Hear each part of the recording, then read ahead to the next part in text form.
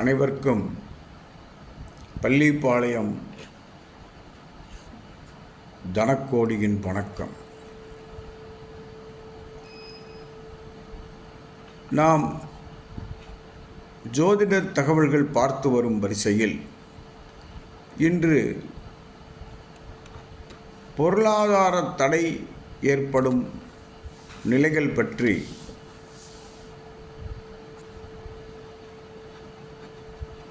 பார்ப்போம். யாருக்கு பொருளாதார தடை வரும்?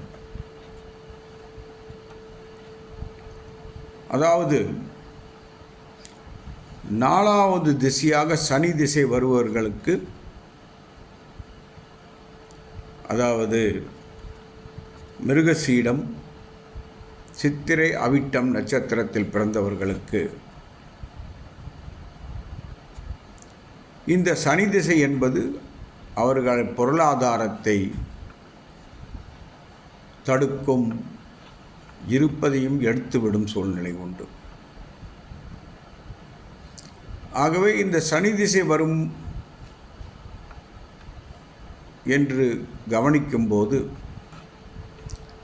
இவர்கள் தங்கள் பெயரில் இருக்கும் சொத்துக்களை தன் களத்திரத்தின் பெயரில் மாற்றி வைத்துக் கொள்வது நல்லது.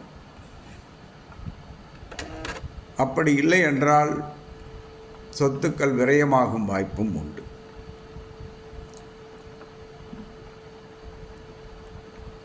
இது மிக கஷ்டத்தை கொடுக்கும். அதே போல செவ்வாய் திசை 5வது திசையாக வந்தால்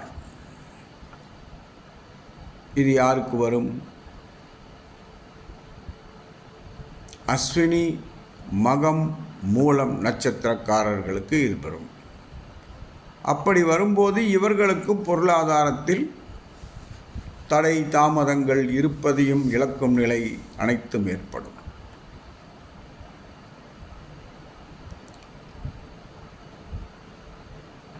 ஆகவே இவர்களும் அந்த திசை முடியும் வரை மிகவும் கவனமாக இருக்க வேண்டும். இல்லை, அவமானங்கள் வந்தே தீரும். பொருளாதார இழப்பு வரும்போது அவமானங்களும் வரும் இல்லையா?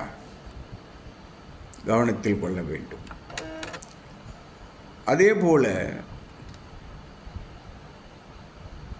சுக்கிரனின் நட்சத்திரங்களான பரணி, பூரம், பூராடம் நட்சத்திரத்தில் பிறந்தவர்களுக்கு குரு திசை வரும்போது பிரச்சனை வரும். அப்போதும் இவர்கள் முன் சொன்னது போல் மிக கவனமாக செயல்பட வேண்டும்.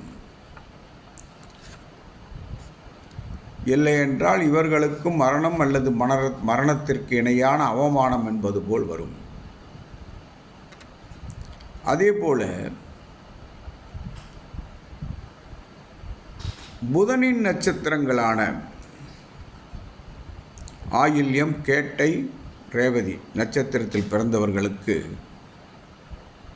ராகு திசை வரும்போது இதே நிலை ஏற்படும்.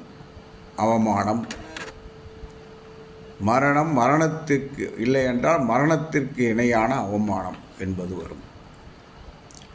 ஆகவே இவர்களும் அந்த திசை வரும்போது மிக மிக மிக கவனமாக இருக்க வேண்டும்.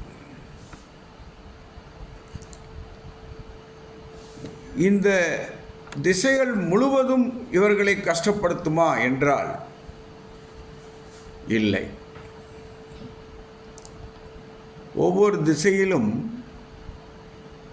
பாதி வரை கொடுத்தால் பாதி வரை எடுத்துவிடும். பாதி வரை எடுத்துவிட்டால் பின்பாதியில் விட்டதை விட 2 மடங்காக கொடுத்து செல்லும் இந்த திசைகள். ஆகவே இந்த திசை வரும்போது இந்த ஜாதகர்கள், இந்த நட்சத்திரக்காரர்கள் மிகவும் கவனமாக இருக்க வேண்டும், தைரியமாக இருக்க வேண்டும்.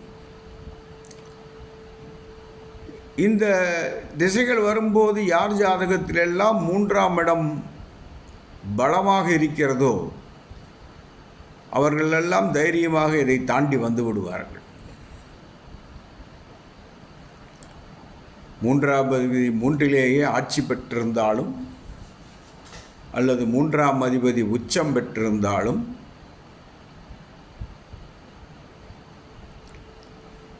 மூன்றாம் அதிபதி ராசி கட்டத்தில் நீசமாக இருந்து அம்ச கட்டத்தில் உச்சமாகவோ ஆட்சியாகவோ இருக்கும் வீடுகளில் அமர்ந்திருந்தாலும் இவர்கள் பார்த்து கொள்ளலாம் என்பது போல் இந்த கஷ்டங்களை தாண்டி வந்து வெற்றி பெற்று விடுவார்கள். இவர்களுக்கு தைரியம்தான் முக்கியம்.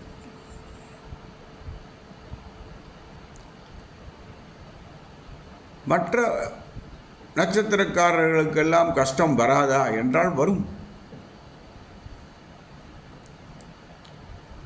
அவர்களுக்கும் எப்போதெல்லாம் பணபரஸ்தானம் என்று சொல்லக்கூடிய 2, 6,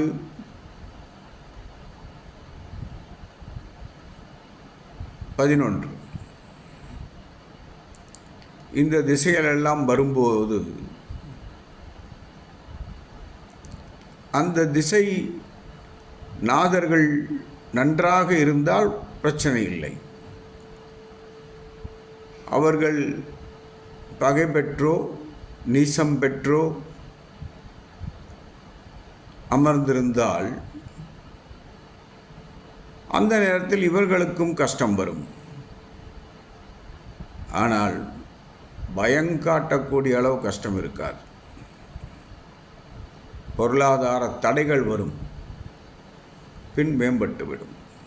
பாதி வரையில் எந்த திசையாக இருந்தாலும் அந்த கடவுள்கள் நமக்கு சோதனை தான் தருவார்களே ஒழிய வெற்றி தராமல் போக மாட்டார்கள். பாதி கஷ்டம் பாதி வெற்றி. இதை சமாளிக்க தைரியம் மட்டுமே தேவை. சொல்லுவார்கள், தைரியசாலிகள் தான் வெற்றி பெறுவார்கள் எதிலும். அதுபோன்றுதான் இதுவும். ஆகவே ஒவ்வொருவருக்கும் நான் சொல்வது என்னவென்றால், தங்களுடைய ஜாதகங்களை தங்களுக்கு பிடித்த ஜோதிடரிடம் வருடம் ஒரு முறை காண்பித்து இப்போது நடக்கும் தசாபுத்திகள் இந்த வருடம் எப்படி இருக்கும் என்று ஒவ்வொரு வருடமும் பார்த்து கொள்வீர்களானால் இது போன்ற கஷ்டங்களிலிருந்து தப்பித்து விடலாம். என்னையும் ஜோதிடம் பார்க்க அழைக்கலாம். ஆன்லைனிலும் ஜோதிடம் பார்க்கப்படும், நேரிலும் ஜோதிடம் பார்க்கப்படும். எனது ஃபோன் நம்பர் 9364111294 மற்றும் 9487313300, அதாவது 93 64 11 12 94 மற்றும் 94 87 31 33 00. மேலும் விவரங்களுக்கும் என்னை தொடர்பு கொள்ளலாம். எப்போதுமே நான் கூறுவது இதுதான், வருடம் ஒரு முறை ஜோதிடம் பாருங்கள்.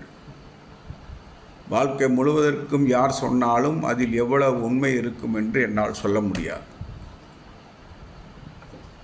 நன்றி, வணக்கம், வாழ்க வளமுடன்.